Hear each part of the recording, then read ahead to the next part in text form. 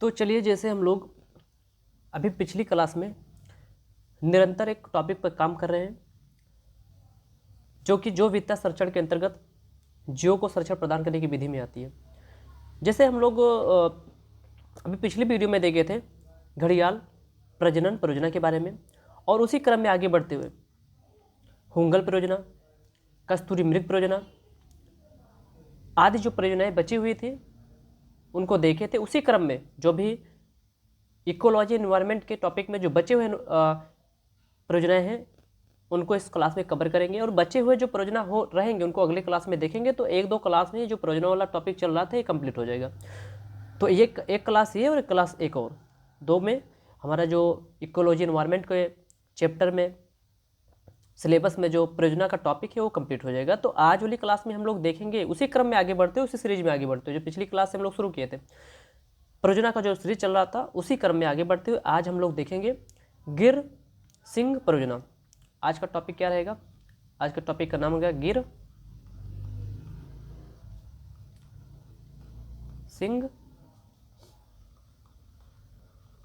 परियोजना। तो टॉपिक का क्या नाम है? गिर सिंह परियोजना।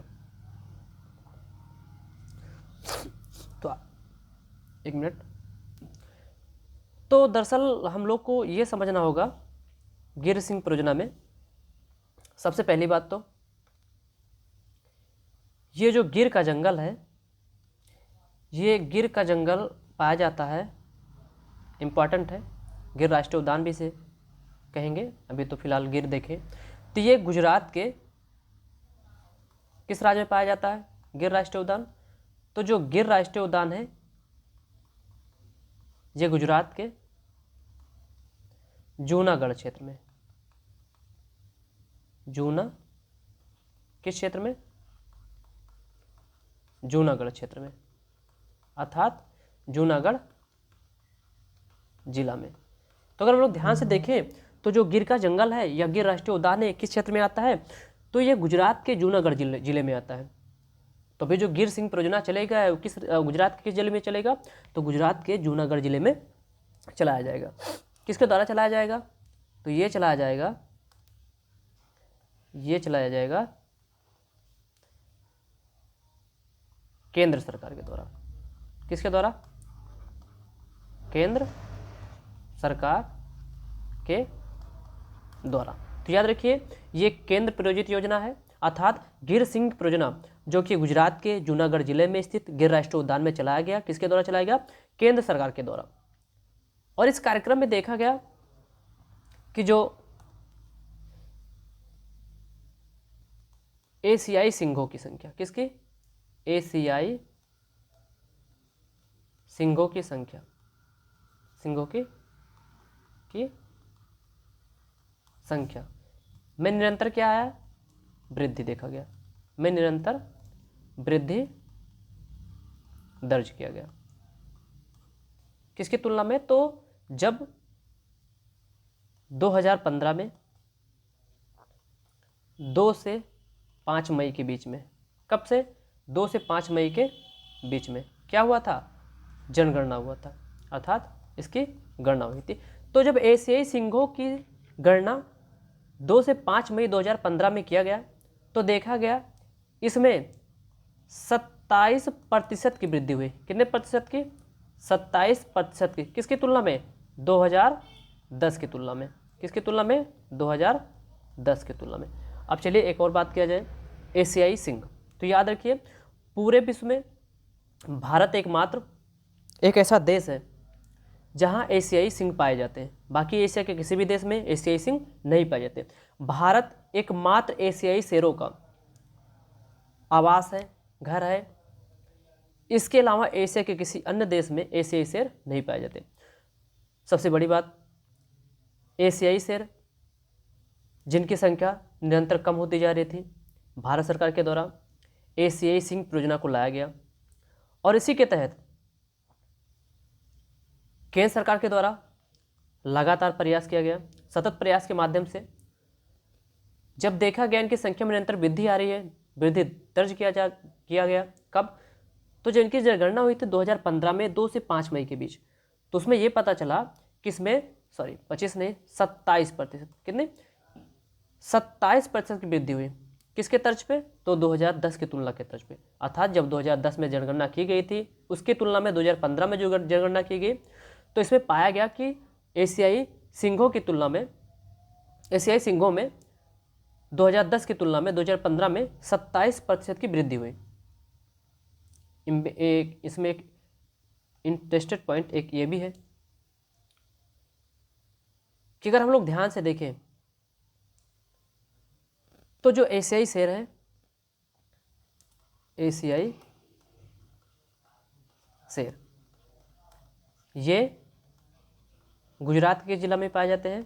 तो गुजरात के जूनागढ़ जिला, किस जिला में? जूनागढ़ जिला। और यही था गिर अभ्यारण्य। कौन सा अभ्यारण्य था? गिर अभ्यारण्य। इसी गिर अभ्यारण्य को 1973 में, कब? 1973 में क्या बना दिया गया? गिर राष्ट्रीय उद्यान घोषित कर दिया गया। तो याद रखिए गिर अभ्यारण्य को, जो कि कहाँ है? तो यह है जूनागढ़ जिले में। इसी जूनागढ़ जिले में पाए जाने वाला गिर अभ्यारण्य को 1973 में क्या घोषित कर दिया गया? गिर राष्ट्रीय उद्यान। और इसी उद्यान में क्या चलाया गया? एशियाई गिर परियोजना, जिसके तहत देखा गया 2015 में 2010 की तुलना में कितने प्रतिशत की वृद्धि? 27% की वृद्धि देखा गया। और फिर देखा गया जून 2020 में, कब? जून 2020 में इनकी संख्या कितनी पाएगी? 674। ठीक, याद रखिए इसमें इंटरेस्ट पॉइंट एक और बनता है, हम लोग देखें ध्यान से। तो हम लोग जब 2010 में इनकी गणना किए थे, एशियाई शेरों की जब गणना किए थे, तो इनकी संख्या कितनी थी? 411 थी। कितनी थी? तो 2010 में एशियाई सिंघों की जो संख्या थी वो 411 थी। लेकिन 2015 में, कब? 2015 में इनकी संख्या में कितने प्रतिशत की वृद्धि हुई? 27% की। तो इनकी संख्या कितनी हो गई? 523। तो याद रखिए 2010 में एशियाई सिंघों की संख्या 411 थी, लेकिन 2015 में इनकी संख्या बढ़ी, कितनी होगी? 523। 27% की वृद्धि हुई। ये कब रिपोर्ट आया था? 2 से 5 मई। और जारी कब किया गया? 10 मई को। तो याद रखिए रिपोर्ट कब आया? 2 से 5 मई 2015 में। और जारी कब किया गया? 10 मई 2015 में। इसी तर्ज पे देखें तो जून 2020 में, कब? जून 2020 में इनकी संख्या बढ़ के कितनी होगी? 674। तो याद रखिए ये एक जबरदस्त वृद्धि थी बाघों की संख्या में, अर्थात एशियाई सिंघों की बाघों की संख्या में, एशियाई सिंह शेरों की संख्या में। तो याद रखिए ये जो योजना थी ये एक सफल योजना थी, और इस प्रकार एशियाई शेरों को संरक्षण दिया गया और उनकी संख्या में निरंतर वृद्धि दर्ज की गई। तो चलिए इसी क्रम में हम लोग देख लेते हैं, एक छोटा सा टॉपिक इसी में ऐड हो जाएगा। हम लोग देख लें तेंदुआ गणना। तो याद रखिए ये भी इम्पॉर्टेंट है। जैसे कि हम लोग को पता था कि भारत में जो चीता है वो विलुप्त हो चुके थे, बाकी नामीबिया से जो चीता लाया गया था वही फिलहाल भारत में उसे संरक्षित किया जा रहा है। लेकिन अगर हम लोग ध्यान से देखें तो भारत में तेंदुओं की अच्छी खासी संख्या पाई जाती है। तो हम लोग देख लें इसी टॉपिक में कि तेंदुओं की गणना जो एक टॉपिक बनता है कब की गई और कितना उनकी संख्या में निरंतर वृद्धि हुआ या नहीं हुआ, किस राज्य में कितना ज़्यादा तेंदुए पाए जाते हैं, और इस क्रम में कौन सा राज्य पहले, कौन सा राज्य दूसरे नंबर पर, कौन सा राज्य तीसरे नंबर पर है, चूँकि एग्जाम की दृष्टिकोण से प्रश्न बन जाता है। तो इसी ऐसे ही शेर वाले ही पार्ट में हम लोग देख लेते हैं, ताकि एक पार्ट में ऐसे ही शेर भी रहे और भारत में तेंदुआ गणना भी रहे। तो चलिए हम लोग ध्यान से अगर देखें तो हम लोग का टॉपिक रहेगा, टॉपिक थोड़ा चेंज करेंगे। अभी चल रहा था एशियाई शेर परियोजना, लेकिन अब चलेगा तेंदुआ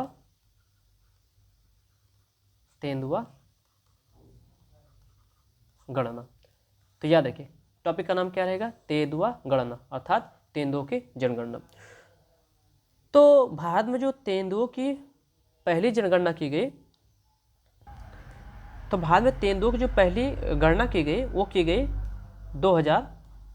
2014 में। कब की गई? तो तेंदुओं की गणना में अगर देखें तो पहली गणना कब की गई? तो 2014 में। तो भारत में तेंदुओं की जो पहली गणना की गई थी वो की गई थी 2014 में, और तब इनकी संख्या थी 7,910। तो याद रखिए, तेंदुआ गणना हम लोग देख रहे हैं, तो तेंदुओं की गणना सबसे पहले भारत में जो प्रथम गणना की गई वो की गई 2014 में। याद रहना चाहिए कब की गई? तेंदुओं की, चीता की नहीं। तो तेंदुओं की जो प्रथम गणना की गई 2014 में, तो देखा गया इनकी संख्या कितनी थी? 7,910। लेकिन इसके बाद जब 2018 में इनकी दूसरी गणना की गई तो देखा गया इनकी संख्या में जबरदस्त वृद्धि हुई, 12,000 के करीब। इनकी संख्या बढ़ के कितनी होगी? 12,000। तो याद रखिए, हम लोग अगर ध्यान से देखें तो तेंदुआ गणना में अगर देखेंगे कि इनकी प्रथम गणना कब की गई तो 2014 में की गई, जब इनकी संख्या कितनी थी? 7,910। और 2018 में इनकी संख्या बढ़ के कितनी हो गई? तो इनकी संख्या बढ़कर हो गई 12,000। अर्थात अगर टोटल देखें तो इनकी संख्या थी 12,882। कितनी थी? 12,882 के आसपास। ठीक, तो याद रखिए कितना थी? 12,882। तो ये थी तेंदुआ गणना, किसके द्वारा की गई? भारत सरकार के द्वारा की। अच्छा, इसमें इंपॉर्टेंट पॉइंट ये भी है, ये जो तेंदुआ गणना की गई थी ये किया गया था प्रत्यक्ष गणना थी। कैसी गणना थी? ये प्रत्यक्ष गणना। समझा रहे इसका मतलब क्या होता है? प्रत्यक्ष, एक मिनट रुकिए, कैसी गणना थी? प्रत्यक्ष गणना।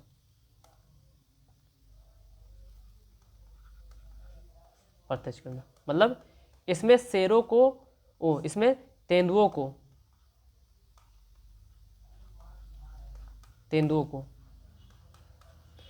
देख कर गणना किया गया था, प्रत्यक्ष देखकर। इसमें तेंदुओं को प्रत्यक्ष देखकर गणना किया गया था, और इस प्रकार तेंदुओं की संख्या में जबरदस्त वृद्धि हुई भारत सरकार की परियोजना के अंतर्गत, और इसमें भारत सरकार को सफलता प्राप्त हुई। अगर हम लोग ध्यान से देखें तो सबसे ज़्यादा जो तेंदुआ पाया जाता है, ये आप क्रम याद रखिएगा, सबसे ज़्यादा तेंदुआ पाया जाता है मध्य प्रदेश में। तो तेंदुओं की संख्या के मामले में सबसे पहले कौन है? तो तेंदुओं की संख्या के मामले में सबसे पहले है मध्य प्रदेश। मध्य प्रदेश के बाद आता है कर्नाटक। क्या आता है? कर्नाटक। और कर्नाटक के बाद आता है महाराष्ट्र। तो याद रखिए, भारत में सर्वाधिक तेंदुओं की संख्या कहाँ है? तो भारत में सर्वाधिक तेंदुओं की संख्या है मध्य प्रदेश में। कहाँ? मध्य प्रदेश। उसके बाद कहाँ है? कर्नाटक में। और उसके बाद कहाँ है? महाराष्ट्र में। तो ये थे तेंदुओं की गणना। तो हम लोग को याद होना चाहिए सबसे ज़्यादा तेंदुआ मध्य प्रदेश में, कर्नाटक में, महाराष्ट्र में, सीक्वेंस में आ जाता है मिलाने के लिए। तो एक बार अगर हम लोग क्विक रिवीजन देखें तो तेंदुओं की गणना जब की गई तो प्रथम गणना जब हुआ 2014 में तो उनकी संख्या 7,910 के आसपास थी। फिर 2018 में जब जनगणना की गई तो पाया गया उनके तेंदुओं की संख्या में जबरदस्त वृद्धि हुई, और वो बढ़कर संख्या 12,852 हो गया, या 882 भी कह सकते हैं। फिलहाल 852 या 82 दोनों के आसपास था। इसके बाद अगर हम लोग ध्यान से देखें तो इनकी जो गणना की गई थी वो प्रत्यक्ष गणना की गई थी, तेंदुओं को प्रत्यक्ष देखकर गणना की गई थी। और तेंदुओं की संख्या के मामले में अगर देखें तो सबसे आगे मध्य प्रदेश है, कर्नाटक है, महाराष्ट्र है। एक सीक्वेंस आप याद रखिएगा। चलिए, इसी में और एक इंटरेस्टेड टॉपिक हम लोग ऐड करते हैं, इंपॉर्टेंट है, इसी में ऐड कर लेते हैं। Black panther. ये भी बाघों की प्रजाति है, ब्लैक पैंथर। ठीक, panther, black panther, important topic था। तो चलिए हम लोग देखते हैं ब्लैक पैंथर क्या होता है। तो याद रखिए, ब्लैक पैंथर जो होता है वो एशिया,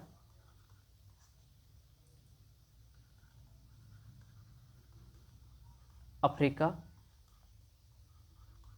और अमेरिका में पाया जाता है जगुआर। क्या पाया जाता है? जगुआर। और यहाँ पाया जाता है तेंदुआ। क्या पाया जाता है?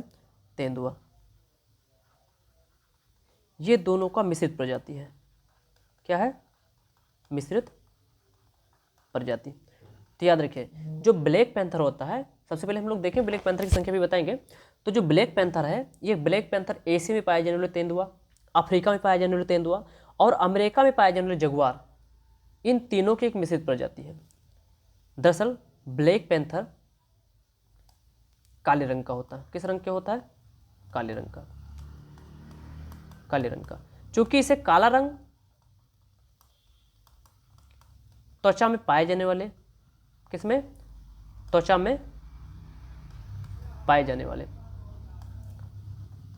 त्वचा में पाए जाने वाले विशेष वर्णक, जिसे हम लोग क्या कहते हैं? विशेष वर्णक को मेलेनिन। क्या कहते हैं? मेलेनिन। मेलेनिन की वजह से होता है। तो याद रखिए, ब्लैक पैंथर जो कि काले रंग का होता है, तो इसका कारण क्या है कि इसके त्वचा में मेलेनिन नामक एक वर्णक पाया जाता है, जिसकी वजह से इसका जो रंग होता है वो काला होता है। याद रखिए, मेलेनिन नामक एक वर्णक होता है, जिसकी वजह से इसका जो त्वचा होता है या इसके जो शरीर होता है वो काले रंग का होता है। दरअसल ये खबरों में कब आया? तभी 2020 में। कब? 2020 में। गोवा में एक राष्ट्रीय उद्यान है, तो गोवा के Netravali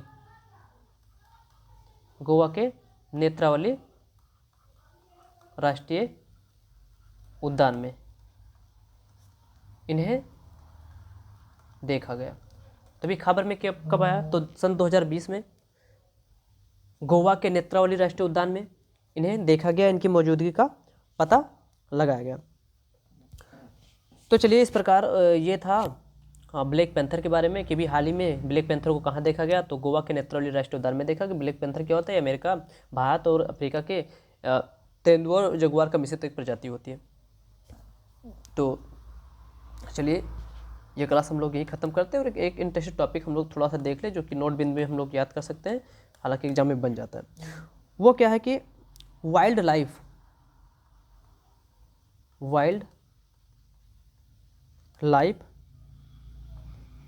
institute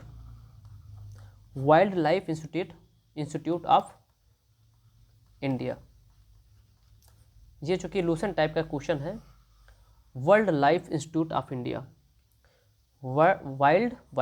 wild life institute of India, ये कहाँ स्थित है? तो देहरादून में। से याद रख लिए, वेरी वेरी इंपॉर्टेंट है, देहरादून में। तो याद रखिए, अब हर एक क्लास में कोशिश किया जाएगा कि 2 वन लाइनर क्वेश्चन भी ऐड किया जाए।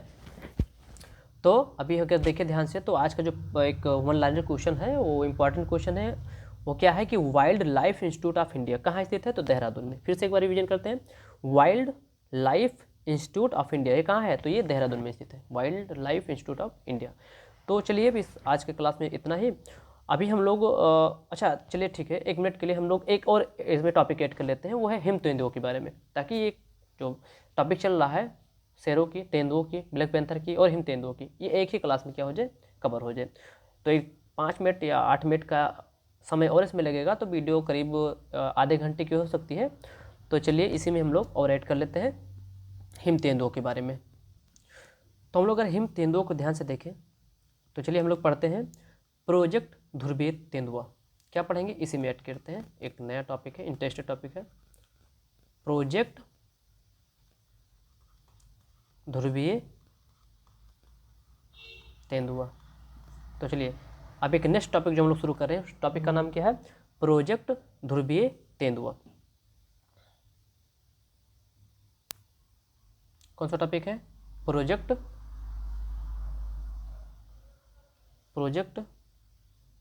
ध्रुवीय तेंदुआ। 1 मिनट रुक जाइए। क्या है? प्रोजेक्ट। तो चलिए, टॉपिक का नाम क्या है हम लोग का? टॉपिक का नाम है प्रोजेक्ट। 1 मिनट रुक जाइए, बस 1 मिनट, थोड़ा सा इसे साइज कर लीजिए। प्रोजेक्ट ध्रुवीय तेंदुआ। टॉपिक का नाम क्या है? प्रोजेक्ट ध्रुवीय तेंदुआ।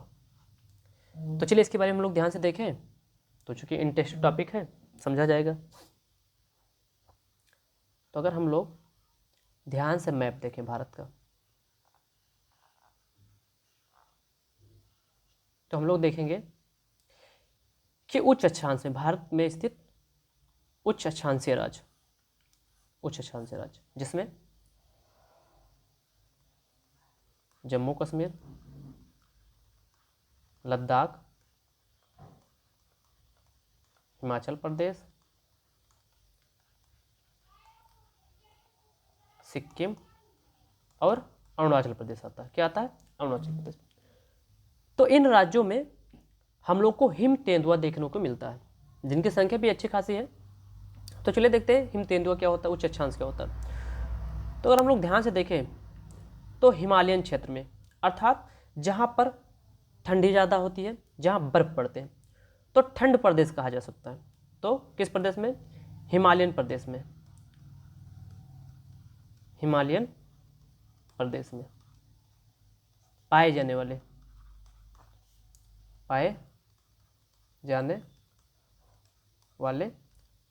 तेंदुआ, जिन्हें क्या कहा गया? हिम तेंदुआ। क्यों?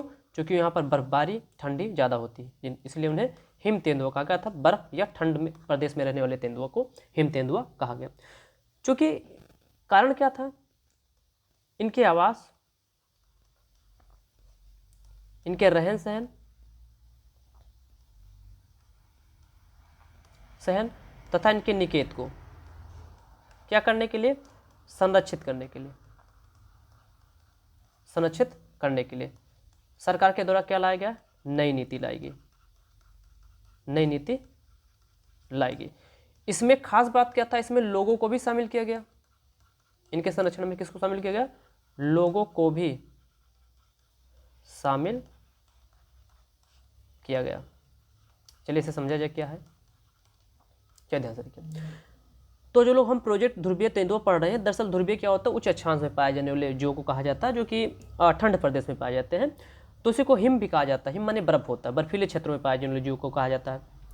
तो अभी हम जो हम लोग तेंदुआ देख रहे थे वो बर्फीले क्षेत्र वाले था, जहाँ ठंडी ज़्यादा पड़ती है, जैसे कि हिम तेंदुआ, जो कि हिमालयन क्षेत्र में पाए जाते हैं।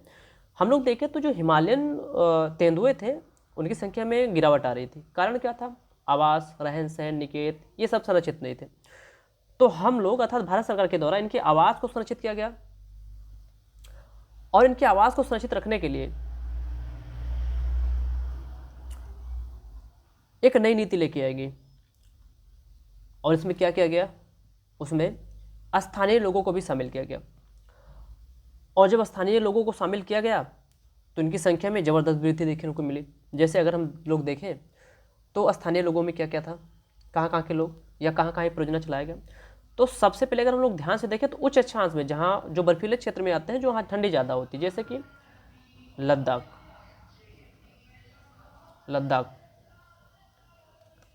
लद्दाख के बाद अगर हम लोग ध्यान से देखें तो लद्दाख अगर नीचे आएंगे तो देखेंगे लद्दाख के बाद हिमाचल प्रदेश के बाद नीचे अगर आएंगे तो देखेंगे उत्तराखंड। कौन सा राज्य? उत्तराखंड से इधर आएंगे तो देखेंगे सिक्किम। किसे देखेंगे? सिक्किम। और फिर सिक्किम के इधर आएंगे तो देखेंगे अरुणाचल प्रदेश। तो यहाँ इन राज्यों में चलाया गया प्रोजेक्ट हिम तेंदुआ, और इन्हीं राज्यों के लोगों को भी इसमें क्या किया गया? शामिल। तो याद रखिए, इस नीति में जो अभी भारत सरकार के द्वारा लेके आया गया नई नीति में, वहाँ के स्थानीय लोगों को भी शामिल किया गया, और इन्हीं के माध्यम से हिम तेंदुओं की संख्या में क्या किया गया? ज़बरदस्त वृद्धि की गई। अगर हम लोग ध्यान से देखें तो भारत में जो हिम तेंदुआ रिपोर्ट, भारत में कहाँ? भारत में हिम तेंदुआ रिपोर्ट, जो कि 30 जनवरी 2024 को, कब? अभी हाल ही की रिपोर्ट है, याद रखिए एग्जाम में आ सकता है। भारत में हिम तेंदुआ रिपोर्ट जो कि 30 जनवरी 2024 को सौंपी गई, उसमें देखा गया कि भारत में हिम तेंदुओं की कुल आबादी 718 है। कितना है? 718 आकलित किया गया। कितना आकलन लगाया गया या आकलित किया गया? 718। तभी हाल ही में भारत सरकार के द्वारा भारत में हिम तेंदुआ रिपोर्ट प्रकाशित किया गया, जिसमें देखा गया कि जो हिम तेंदुओं की संख्या है वो 30 जनवरी 2024 के अनुसार कितने हैं? टोटल 718। जिसमें अगर हम लोग ध्यान से देखें तो सबसे ज़्यादा संख्या है लद्दाख में। कहाँ है? लद्दाख में। कितना है? 477। लद्दाख के बाद अगर हम लोग ध्यान से देखें तो उत्तराखंड किस राज्य में है? उत्तराखंड। कितना है?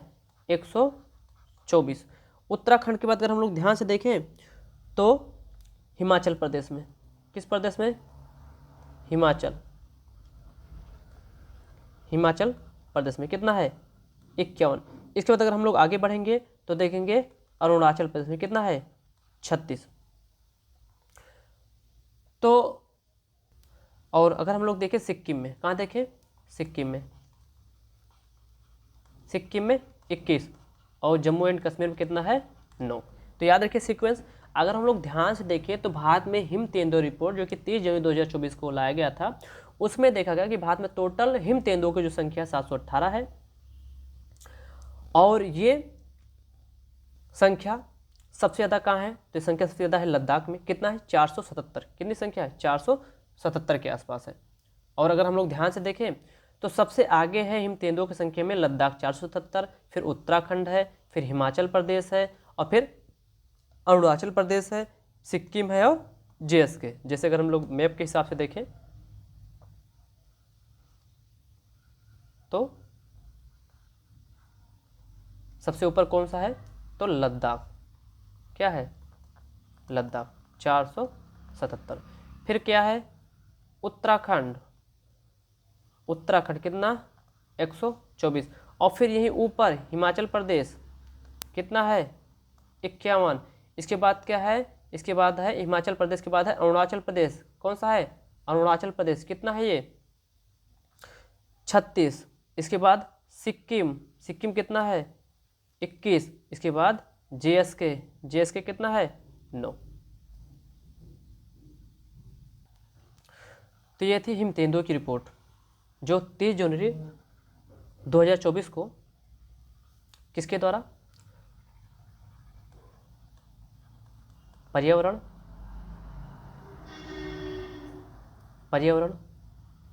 वन एवं वन मंत्रालय और प्लस जलवायु मंत्रालय, इन दोनों मंत्रालय के द्वारा क्या किया गया था? पेश किया गया। तो ये भी याद रखिए 30 जनवरी 2024 को पर्यावरण वन एवं वन मंत्रालय अर्थात जलवायु मंत्रालय के द्वारा ये पेश किया गया था।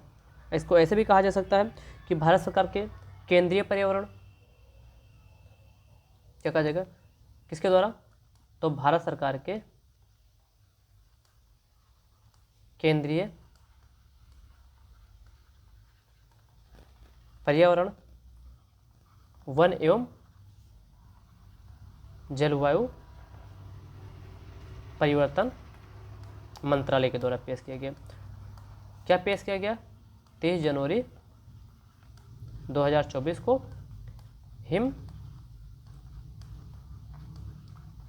तेंदुआ रिपोर्ट। टोटल कितनी थी? 718। ठीक। सबसे ज़्यादा लद्दाख में, उत्तराखंड में और फिर हिमाचल प्रदेश में। तो याद रखिए ये था आज का टॉपिक। और इसमें जो लास्ट वाला ये बताया गया इसको याद रखिए किसके द्वारा? भारत सरकार के किस मंत्रालय के द्वारा? तो केंद्रीय पर्यावरण वन एवं जलवायु मंत्रालय के द्वारा, परिवर्तन मंत्रालय के द्वारा। तो आज की क्लास में बस इतना ही। बाकी हम लोग नेक्स्ट वीडियो में देखेंगे जो कुछ बचे हुए परियोजना है, जैसे डॉल्फिन परियोजना और शार्क परियोजना है।